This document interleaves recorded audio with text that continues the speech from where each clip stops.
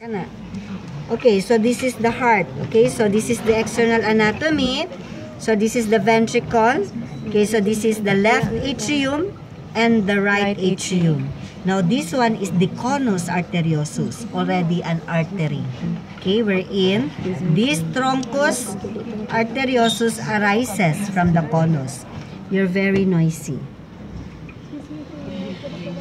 Okay, so again, from the truncus arteriosus, how many branches? 3. Okay, klaro kaayo.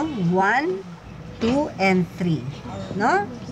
Okay, is it clear? Yes. Okay, so you have the common carotid artery, and this one that I am pointing, this is the carotid gland. Okay, the gland.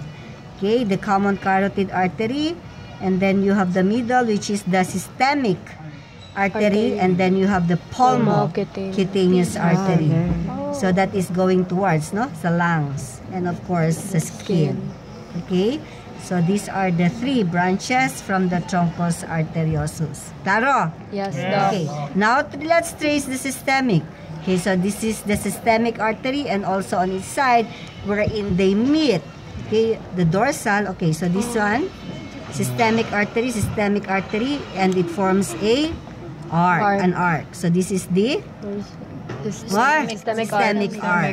Okay, wherein it meet here the dorsal aorta. Okay, so meet here, this is the dorsal aorta, and then this one is the celiaco-mesenteric artery. Okay, klaro kayo. Okay, so sa celiaco-mesenteric artery, it branch, no? This one, this is the celiac artery, and then of course this is the anterior mesenteric artery. Now, try to observe the celiac artery, it branch here towards the stomach, no? So, sa dorsal and the ventral. So, try to find out kung unsa ang dorsal, if is it right gastric artery or left gastric artery, okay? And then this one towards the liver, okay? Hepatic. So, the hepatic.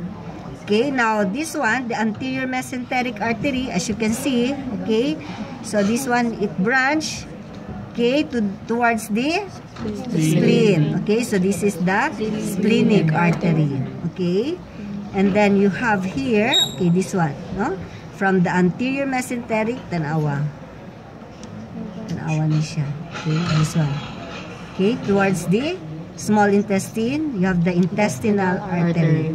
And then towards the large, okay, this one, The hemorrhoidal. okay, ano? Kana? Anterior hemorrhoidal artery. Okay. So you have here, no? You have the anterior hemorrhoidal vein, and then you have the anterior hemorrhoidal artery. Okay? Klaro kaayo. Okay, and then you trace from the dorsal aorta. Okay, so this is the dorsal aorta. So you see this? Okay, coming from the dorsal, those are the urogenital, no? Urogenital arteries. And then, move towards the end. Okay, did you see that? Na, ning fourth? Okay, ning fourth? Yes. This one, you see this? Kana? Yes. Okay, so that is the common iliac artery. Okay? Yes. So, the common iliac artery. That's it. Sayo na ra, oy. No? Diba?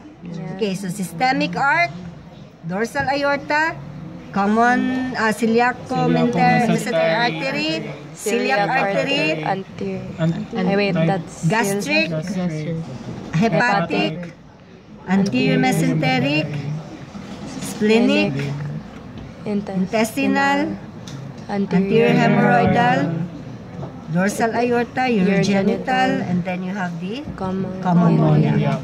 Okay. Do not